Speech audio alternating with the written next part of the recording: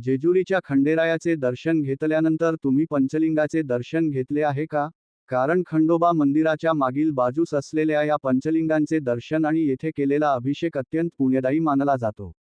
श्री खंडोबा मंदिराच्या मागील बाजूस पंचलिंग मंदिर आहे. या मंदिराची रचना सभामंडप आणि गर्भगृह अशी आहे.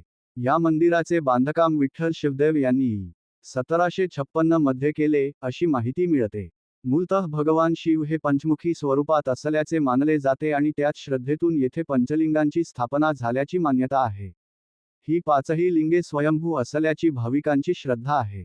पंचलिंगांचे दर्शन घेतल्याने नीलाद्री, काशी, मातापूर, हरिद्वार आणि जयाद्री या पवित्र तीर्थक्षेत्रांच्या दर्शनाचे पुण्य मिळते, अशी धार्मिक मान्यता आहे.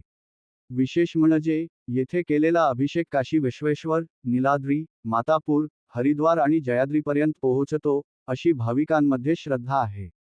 म्हणूनच खंडेरायाचे दर्शन घेतल्यानंतर पंचलिंगांचे दर्शन घेण्याची परंपरा आहे. जेजुरीला गेल्यावर केवळ खंडेरायाचे दर्शन न घेता, मंदिराच्या मागील बाजूस असलेल्या या पंचलिंगांचे दर्शन आणि अभिषेक करण्याची परंपराही जाणून घ्या. अशीच आपल्या देवदेवतांशी आणि महाराष्ट्रातील प्राचीन धार्मिक परंपरांशी संबंधित माहिती जाणून घेण्यासाठी मार्तंड मल्हार या यूट्यूब चॅनेलला सबस्क्राईब करा आणि व्हिडिओ लाईक व शेअर करायला विसरू नका.